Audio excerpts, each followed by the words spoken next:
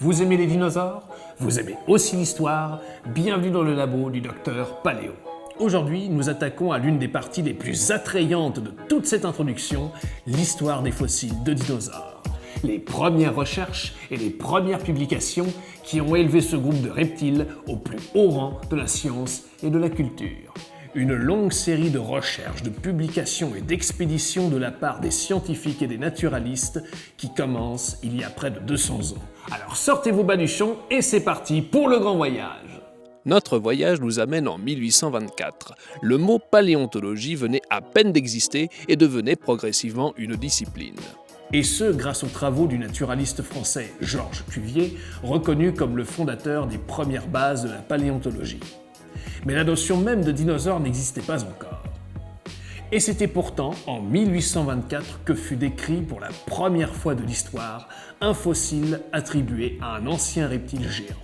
Ce fut un géologue britannique, William Buckland, qui découvrit la moitié d'une mâchoire fossile de ce reptile à Stansfield, près d'Oxford, et qui le baptisa Mégalosaure, lézard géant.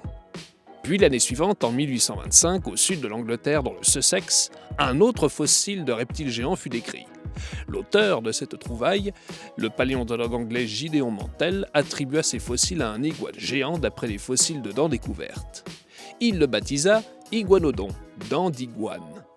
Et plusieurs années plus tard, en 1833, il découvrit une deuxième espèce de reptile géant fossile découvert dans le même site qu'Iguanodon, la forêt de Tilgate. Il le baptisa Iléosaure, lézard de la forêt, et le décrivit comme un grand lézard caparaçonné de plaques osseuses.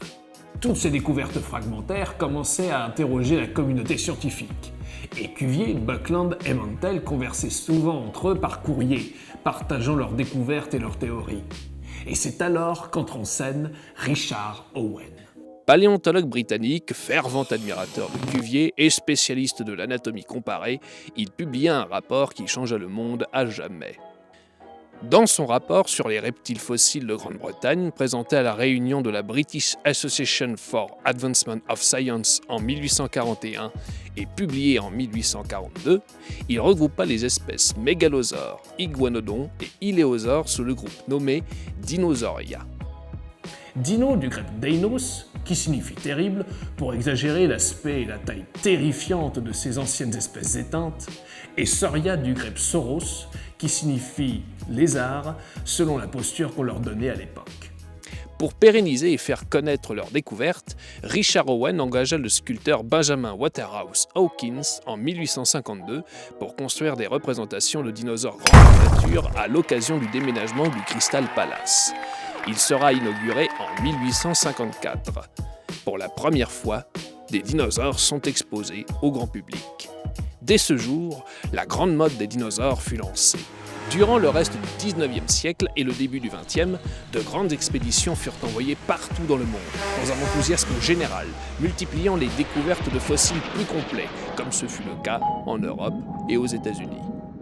Et après une stagnation de ces recherches au milieu du XXe siècle, il y eut un regain d'intérêt depuis les années 70 avec de nouvelles théories et de nouveaux questionnements. Des questionnements du genre les dinosaures étaient-ils à sang chaud ou à sang froid?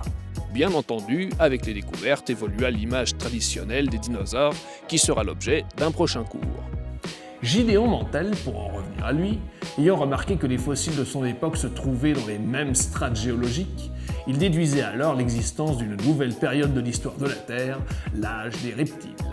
Qu'en est-il de cette notion d'âge des reptiles? Vous le saurez dans le prochain cours. C'est la fin de ce cours, j'espère qu'il vous a plu. Abonnez-vous pour rester au courant des prochains cours. Vous pouvez aussi laisser un commentaire, ça me fera très plaisir. Je ferme le labo, à plus.